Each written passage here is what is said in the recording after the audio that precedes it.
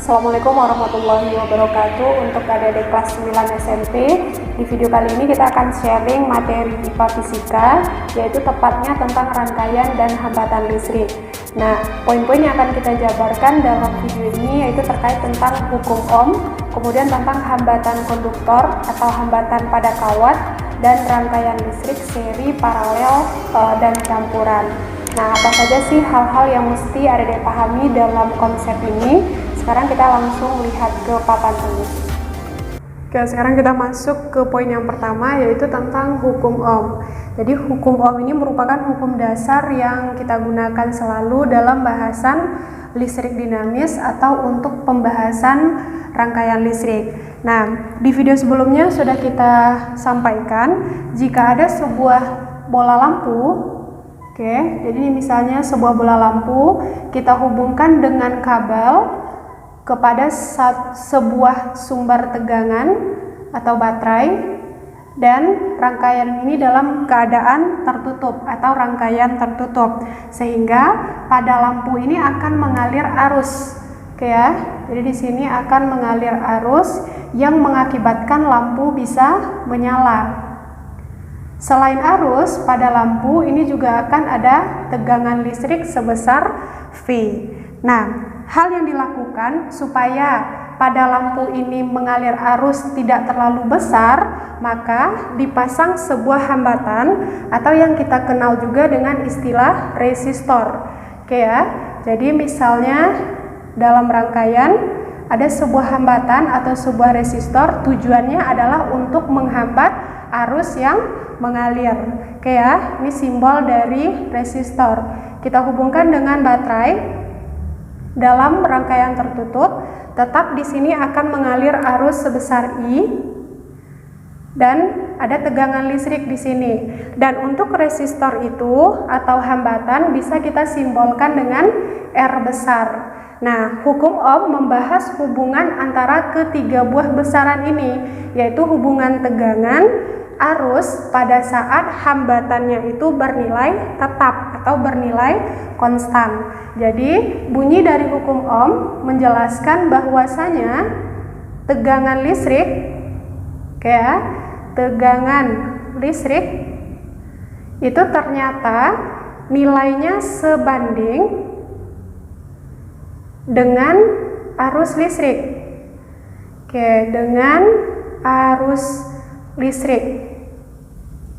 Pada saat apa? Pada saat hambatan itu bernilai tetap. Oke ya, pada saat hambatan bernilai tetap atau resistor yang kita gunakan itu nilainya tetap. Nah, di sini kan ada kata-kata sebanding. Apa maksud dari kata sebanding?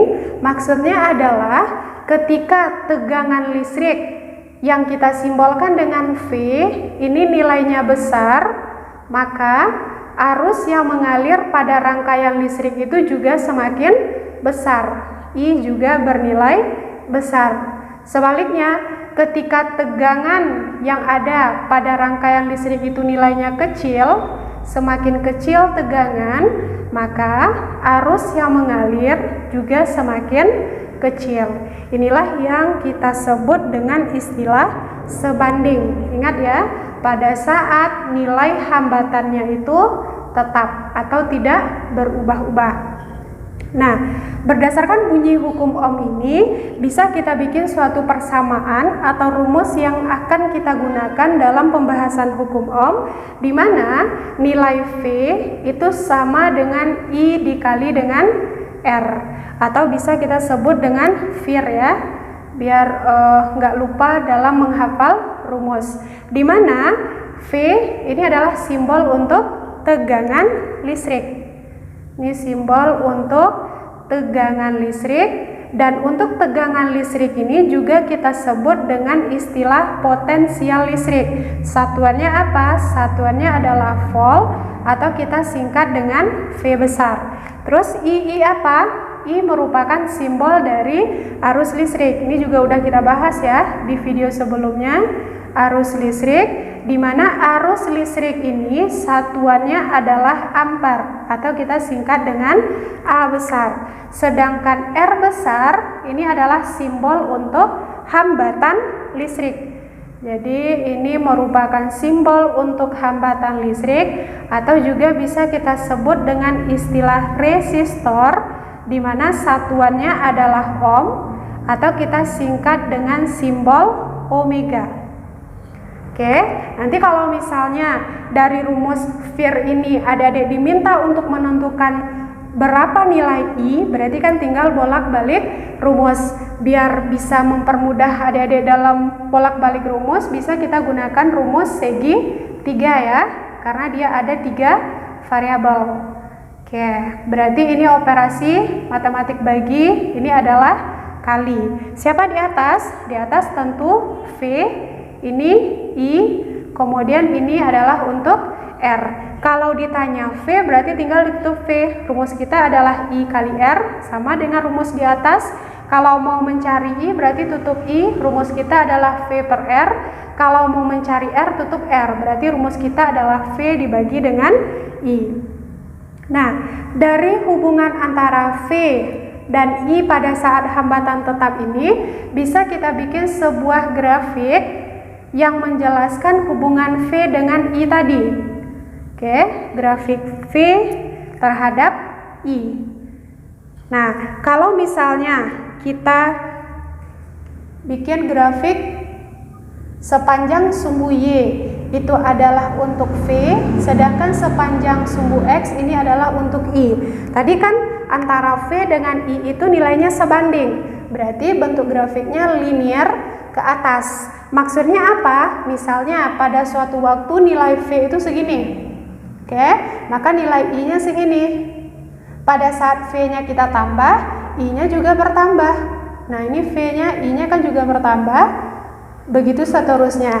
Jadi dari grafik ini bisa kita buat kesimpulan kalau memang tegangan itu nilainya selalu sebanding dengan arus listrik. Bisa ya? Sekarang kita coba untuk contoh soal hukum Ohm ini. Contoh soal yang pertama, katanya ada sebuah kawat di mana kawat ini memiliki hambatan 5 ohm. Berarti ini adalah nilai R besar. Oke, dialiri arus listrik 300 mA. Berarti ini adalah nilai dari I besar. Pertanyaannya berapa tegangan listrik? Berarti ditanya adalah berapa nilai V. Ini sederhana ya. Tinggal adik-adik masukkan ke dalam persamaan hukum Ohm VIR tadi. V sama dengan I dikali dengan R. Oke, kita ganti nilainya. V ditanya, I nilainya udah ada? Udah, tapi satuannya di sini masih miliampere. Kita ubah. I nilainya adalah 300 miliampere. Satuan SI-nya tadi kan ampere ya. Berarti miliampere ke ampere itu tinggal kita bagi 1000. Jadi 300 per 1000. Ini nolnya habis, berarti kan sama dengan 3 bagi 10 atau sama dengan 0,3 ampere. Oke ya, kita masukkan sini 0,3 ampere dikali dengan hambatan. Hambatan kita adalah 5 ohm. Satuannya udah SI. 0,3 kali 5 ini sama dengan 1,5. Satuannya adalah volt. Inilah nilai tegangan listrik yang ada pada kawat tersebut. Oke, itu dia untuk pembahasan hukum Ohm. Sekarang kita lanjutkan untuk pembahasan poin yang kedua, yaitu hambatan pada bahan konduktor. Oke ya, jadi yang B, hambatan pada bahan konduktor. Nah, ada diingat kembali, bahan konduktor itu apa? Bahan konduktor ini sudah kita pelajari waktu SD, di mana bahan konduktor itu adalah bahan yang bisa menghantarkan listrik dengan baik. Salah satu contoh bahan konduktor di sini kita ambil, misalnya ada sebuah kawat. Oke ya, kawat itu kan ada beberapa jenis ya. Nanti setiap kawat itu akan memiliki nilai rho yang berbeda juga. Apa itu rho? Kita langsung lihat penjabarannya. Misalnya di sini ada sebuah kawat. Oke. Ini ada sebuah kawat, panjang kawat itu segini, dan kawat itu memiliki luas penampang. Oke, ada luas penampangnya yang kita simbolkan dengan A besar, dan panjang kawat kita simbolkan dengan L. Tadi kakak sampaikan setiap kawat itu jenisnya beraneka ragam, mempengaruhi nilai rho setiap kawat. Oke, besarnya hambatan pada kawat atau pada bahan konduktor ini tetap kita simbolkan dengan R, di mana nilai R itu adalah rho dikali L per A. Oke ya, ini cara menentukan nilai hambatan pada kawat atau pada bahan konduktor, di mana L itu merupakan panjang kawat. L ini adalah panjang kawat, di mana panjang satuannya tetap meter ya. Kemudian rho ini adalah nilai yang menunjukkan jenis kawat yang kita gunakan atau kita sebut dengan istilah hambatan jenis. Hambatan jenis kawat ini satuannya adalah ohm meter. Kemudian R ini adalah hambatan kawat, dan A ini adalah luas penampang kawat yang kita gunakan. Nah, jika nanti di soal belum ada nilai dari luas penampang, tapi sudah diketahui jari-jari dari kawat yang ada, Adik tinggal gunakan persamaan luas untuk lingkaran, di mana A sama dengan pi R kuadrat. Atau kalau misalnya diketahui jari-jari, ini R-nya R kecil aja ya, biar nggak sama dengan simbol hambatan kawat. Jadi ini jari-jari, kalau ada diameter berarti hubungannya adalah 1/4 pi diameter kuadrat. Ini persamaan yang bisa kita gunakan untuk menentukan besar dari luas penampang kawat jika diketahui jari-jari atau diketahui diameter. Nah, dari persamaan ini bisa kita simpulkan bahwa ada beberapa faktor yang mempengaruhi nilai hambatan pada bahan konduktor atau pada kawat. Jadi ini selalu ya keluar di soal ujian, ada faktor-faktor yang mempengaruhi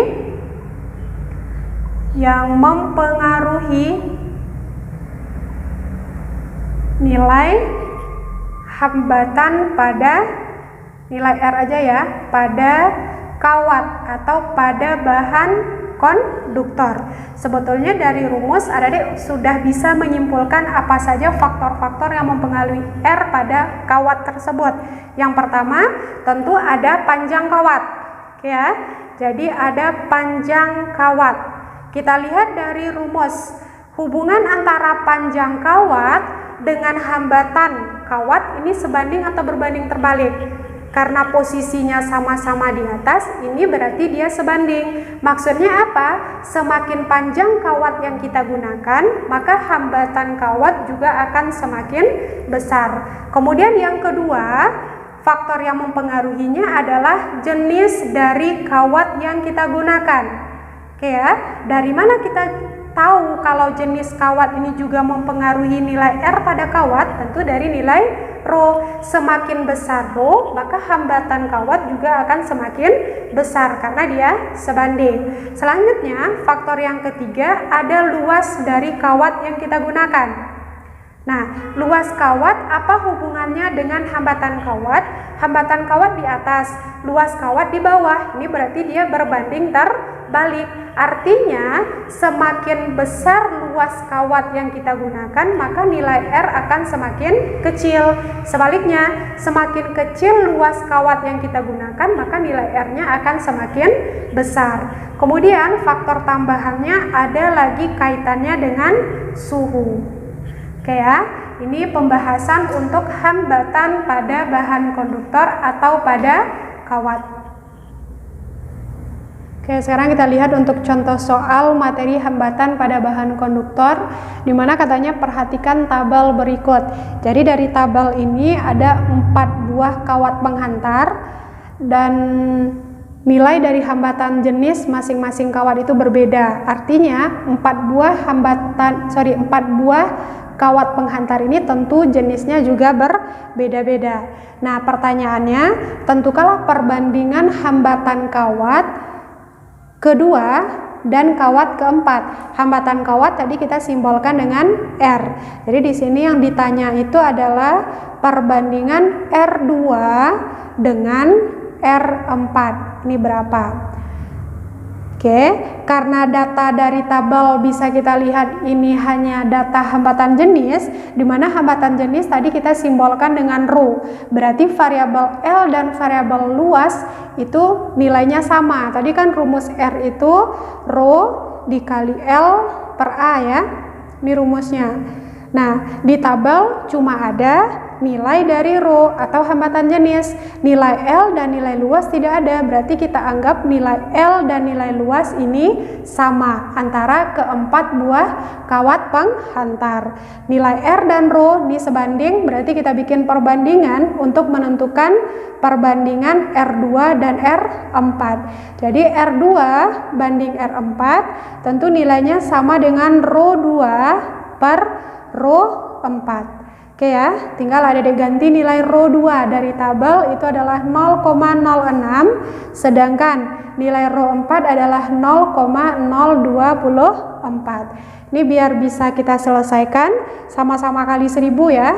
0,06 kali 1000 ini sama dengan 60. 0,024 ini kita kali 1000 sama dengan 24. Dan 6 sama 24 ini bisa kita sederhanakan, sama-sama bagi 6. Ini 1, ini 4. Berarti nilainya 10 per 4. Ini juga bisa kita sederhanakan ya, sama-sama bagi 2. Berarti perbandingannya adalah 5 banding 2. Ini nilai perbandingan antara R2 dan R4 untuk kawat penghantar dalam soal ini. Oke, sekarang kita lanjutkan untuk poin yang C, poin yang terakhir, yaitu rangkaian hambatan atau rangkaian listrik. Di mana rangkaian hambatan atau rangkaian listrik ini bisa kita kelompokkan 3 macam. Ada yang dirangkai secara seri, paralel, dan campuran seri dan paralel. Nah, seri ini bahasa kitanya adalah sejajar. Oke ya, ini sejajar. Apanya yang sejajar? Hambatan yang kita susun tadi. Misalnya, ini ada hambatan 1 sejajar dengan hambatan 2. Nah, ini dikatakan hambatan 1 seri dengan hambatan 2. Atas bawah juga boleh. Ini misalnya hambatan 1, ini hambatan 2. Ini kan juga sejajar ya. Ini R1, ini R2. Ini dikatakan dengan seri. Paralel bahasa kitanya adalah bercabang. Bercabangnya boleh kiri kanan, boleh atas bawah. Kiri kanan maksudnya gimana? Misalnya ini hambatan 1 kita cabangkan dengan hambatan 2. Ini paralel. R1 dengan R2. Boleh juga atas bawah. Ini misalnya R1, R2-nya di bawah. Oke ya, ini R1, ini R2. Ini dikatakan dua buah hambatan ini disusun secara paralel. Kalau campuran berarti kita campurkan antara seri dan paralel. Misalnya ini ada hambatan 1. Oke, hambatan 2 dan hambatan 3 kita paralelkan. Nih. Berarti antara R1, R2 dan R3 ini kita rangkai dia secara campuran. Maksudnya R2 dan R3 ini paralel, setelah digabungkan mereka, gabungan antara R2 dan R3 ini seri dengan hambatan pertama. Oke, sekarang kita lihat lagi dari konsep fisika yang berlaku untuk seri dan paralel ini. Kalau untuk konsep yang pertama, pada rangkaian seri, nilai yang sama itu adalah arus. Jadi arus yang mengalir pada masing-masing resistor atau pada masing-masing hambatan nilainya sama. Maksudnya arus yang mengalir pada hambatan 1 sama nilainya dengan arus yang mengalir pada hambatan 2 dan sama dengan arus total. Karena dia seri kita simbolkan dengan S. Oke ya, sedangkan kalau pada paralel arusnya beda. Jadi arus yang mengalir pada hambatan 1 tidak sama dengan arus yang mengalir pada hambatan 2. I1 tidak sama dengan I2, tidak sama dengan I total atau I paralel, kecuali kalau nilai R-nya sama ya. Kalau nilai R-nya sama, pasti arusnya akan bernilai sama. Kemudian setelah kita lihat arus, ada lagi nilai tegangan. Ketika rangkaiannya seri, tegangan yang mengalir pada masing-masing hambatan itu berbeda. Artinya tegangan 1 tidak sama dengan tegangan 2 dan tidak sama dengan tegangan total. Sedangkan kalau dia paralel, tegangannya sama. Maksudnya apa? V1 itu sama nilainya dengan V2 dan sama dengan V total. Nah, kalau dia tidak sama, yang sama itulah penjumlahannya ya, di mana V total itu sama dengan V1 tambah V2. Begitu juga untuk arus pada paralel. Ini kan tidak sama tadi arusnya, berarti arus totalnya IP itu nilainya pasti sama dengan arus 1 ditambah dengan arus 2. Nanti akan lebih lanjut kita bahas dalam pembahasan hukum 1 Kirchhoff, yaitu jumlah arus yang masuk sama dengan jumlah arus yang keluar. Kemudian kalau ditanya berapa nilai hambatan total, kalau dia seri tinggal ada dijumlahkan, RS sama dengan R1 tambah R2 dan seterusnya jika ada lebih dari 2 hambatan. Sedangkan kalau dia paralel berarti 1 per RP sama dengan 1 per R1 tambah 1 per R2 dan seterusnya. Nanti kalau misalnya nilai R itu sama, adik bisa pakai cara cepat di mana RS itu sama dengan N dikali dengan R. Ini bisa kita gunakan ketika nilai R1 itu sama dengan R2. Pakai cara cepat ini langsung. Dan hal yang sama untuk paralel.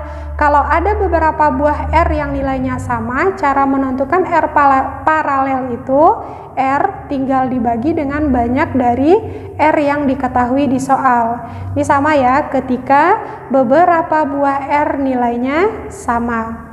Nah, ini dia konsep yang harus ada dibedakan antara seri dan paralel. Nanti kalau campuran gimana? Campuran ya udah berarti kita gunakan satu konsep seri, satu konsep paralel. Oke, sekarang kita lihat untuk contoh soal rangkaian hambatan. Nah, untuk soal yang pertama di sini katanya tentukanlah besar hambatan total atau hambatan total ini kita sebut juga dengan hambatan pengganti dari 3 buah rangkaian di bawah. Yang pertama kita lihat dulu untuk rangkaian yang poin A. Nah, di antara 3 buah resistor ini, jadi kalau misalnya ini kita anggap sebagai resistor 1, ini resistor 2, dan yang ini resistor 3. Ini kan dia sejajar ya, berarti antara 3 buah resistor ini disusun seri. Ditanya berapa hambatan total? Ini bisa langsung kita pakai cara cepat, karena nilai hambatan 1, 2, dan 3 nilainya sama. Jadi RS tinggal kita kalikan banyaknya R dikali dengan nilai R itu sendiri. Berapa buah R-nya? 3. Nilai R-nya berapa? 5. Berarti nilai R totalnya adalah 15 ohm. Gampang ya untuk hambatan seri. Lanjut kita untuk yang kedua. Di mana untuk poin B ini ada 3 buah resistor juga. Jadi ini resistor 1 misalnya, ini resistor 2, ini resistor atau hambatan 3. Dia disusun paralel. Pertanyaannya hambatan total atau hambatan pengganti. Karena nilai R-nya sama, berarti bisa kita langsung pakai cara cepat. RP sama dengan R dibagi dengan banyak R itu sendiri. R-nya berapa? 10. Banyak R-nya berapa?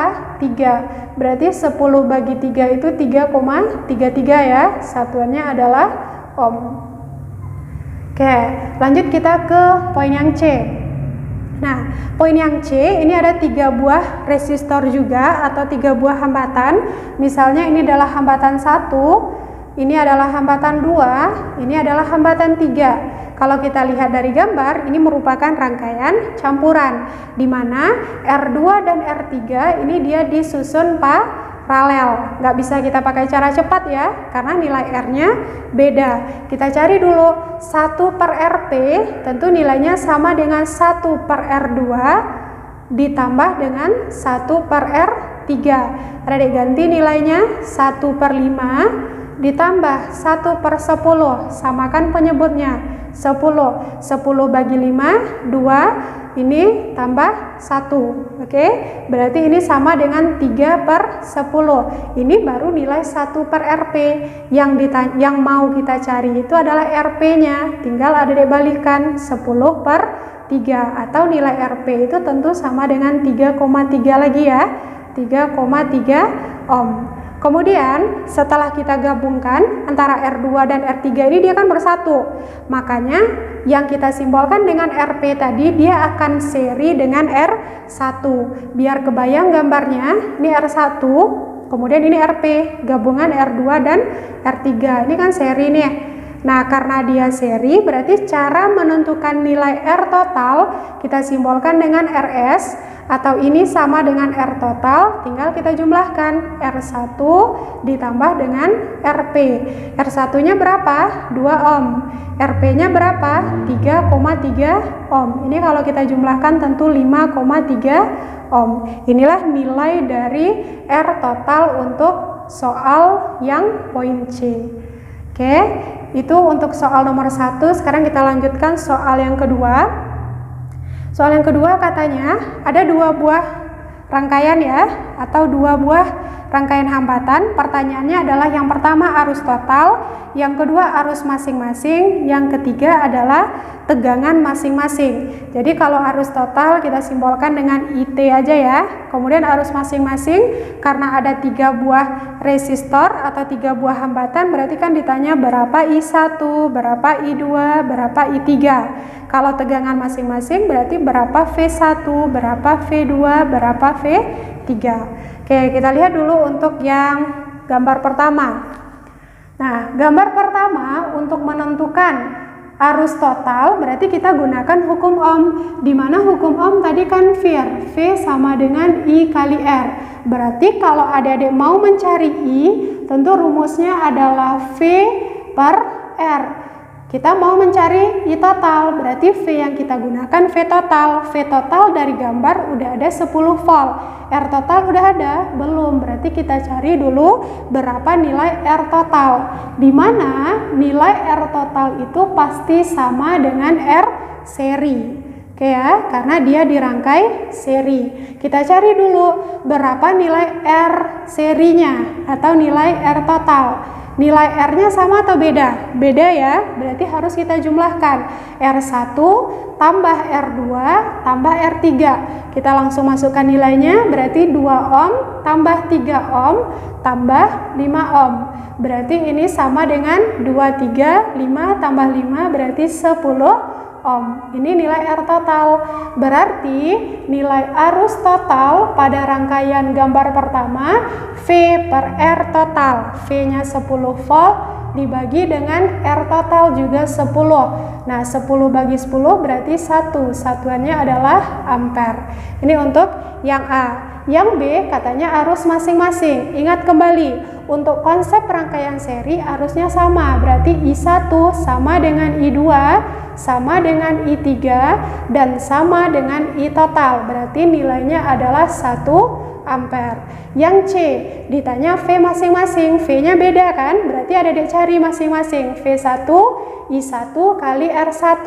I1 1, R1 berapa? 2. Berarti V1-nya adalah 2 volt. Cari juga V2.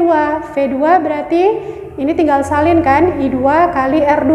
I2-nya 1, R2-nya 3. 1 kali 3, 3 volt. V3 juga gitu. Berarti I3 dikali dengan R3.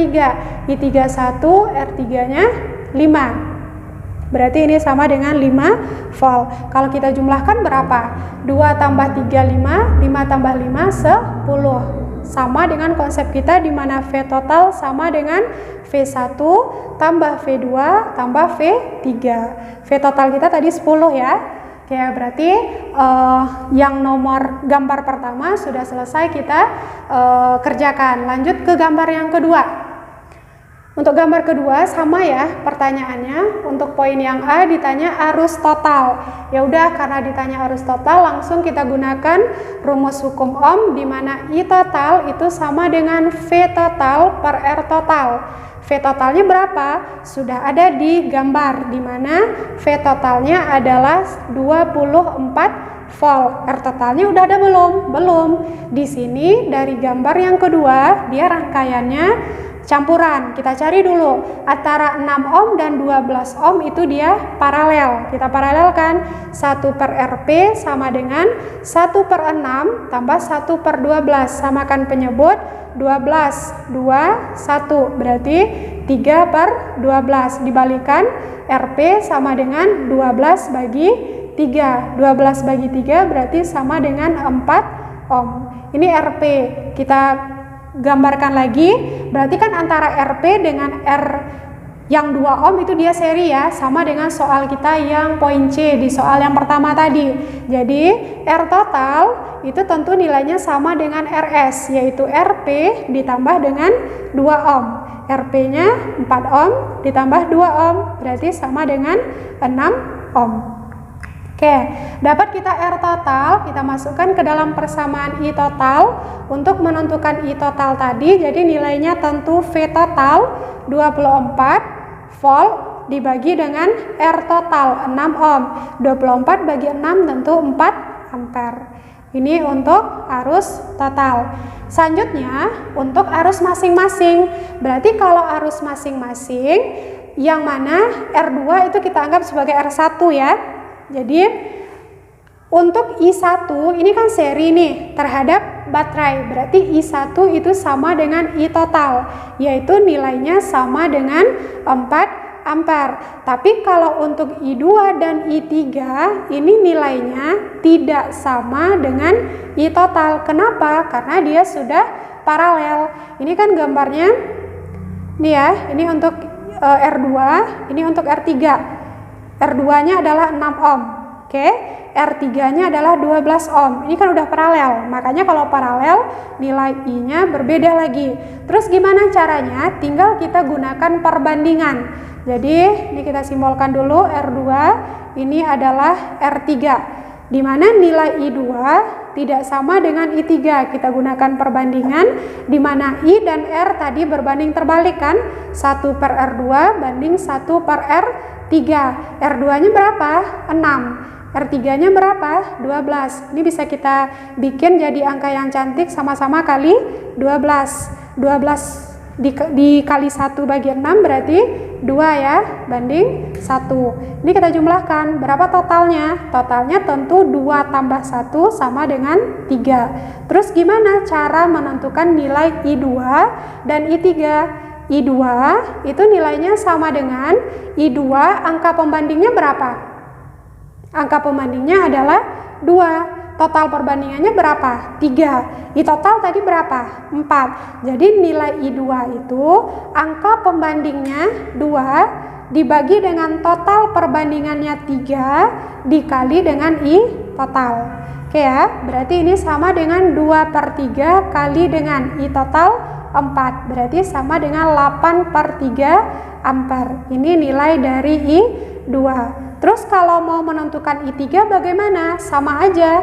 Jadi I3 itu angka pembandingnya berapa? I3 angka pembandingnya adalah 1. Total perbandingannya sama 3 kan? Dikali dengan I total. I total kita tetap 4. Berarti sama dengan 4 per 3. Oke ya, satuannya adalah ampere. Nah, ini dia untuk nilai I2 dan I3.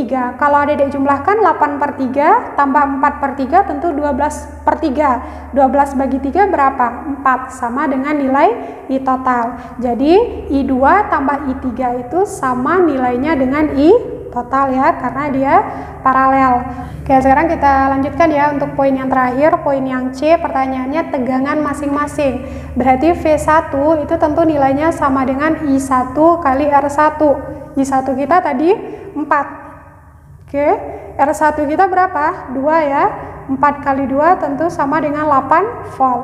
Kemudian V2 berarti I2 kali R2. I2 kita berapa tadi? 8/3. R2 kita 6. Oke, ini habis 2 berarti sama dengan 16 volt. V3 juga gitu. V3 berarti I3 dikali dengan R3. I3 kita adalah 4/3. R3 kita adalah 12. Ini habis 4 berarti sama dengan 4 kali 4 16 volt. Oke, adik-adik, itu untuk penjabaran materi rangkaian dan hambatan listrik untuk video yang kedua ini. Sebelum kita tutup, kita simpulkan dulu. Jadi, hal yang harus adik-adik pahami dalam bahasan ini yang pertama adalah hukum Ohm. Hukum Ohm membahas hubungan antara V dengan I, di mana V nilainya sebanding dengan I pada saat R-nya atau hambatan bernilai tetap, sehingga kita dapat persamaan di mana V itu sama dengan I kali R atau VIR ya. Nah, terus ada lagi grafik hubungan antara V dengan I itu di mana grafiknya adalah linear. Ini V, ini I, berarti bentuk grafiknya linear karena dia hubungannya sebanding. Lanjut, hambatan pada bahan konduktor, di mana hambatan pada bahan konduktor ini dipengaruhi oleh 4 faktor. Ada faktor yang mempengaruhi pertama itu adalah panjang dari bahan konduktor atau kita contohkan dengan kawat. Jadi panjang kawat yang kita simbolkan dengan L. Kemudian faktor yang kedua yang berpengaruh adalah jenis dari kawat yang kita gunakan. Jenis kawat itu mempengaruhi nilai hambatan jenis ya yang kita simbolkan dengan rho. Kemudian ada yang mempengaruhinya lagi luas penampang kawat, di mana luas penampang kawat ini kita simbolkan dengan A besar. Lanjut, faktor terakhir yang mempengaruhinya adalah suhu. Nah, dari 3 buah faktor ini bisa kita dapatkan persamaan untuk menentukan nilai hambatan pada bahan konduktor atau pada kawat itu, di mana R sama dengan rho kali L per A. Ini persamaan yang kita gunakan untuk menentukan hambatan pada kawat atau pada bahan konduktor. Selanjutnya, rangkaian hambatan listrik bisa kita kelompokkan 3 macam. Bisa kita rangkai secara seri sejajar, bisa kita rangkai secara paralel bercabang, dan bisa kita gabungkan seri dan paralel atau campuran. Dan untuk seri dan paralel itu beda konsepnya dalam cara penentuan arus serta tegangan dan untuk menentukan hambatan total atau hambatan pengganti. Oke, adik-adik, semoga bermanfaat. Jika ada pertanyaan, silakan tinggalkan pertanyaannya di kolom komentar. Kakak tutup. Assalamualaikum warahmatullahi wabarakatuh.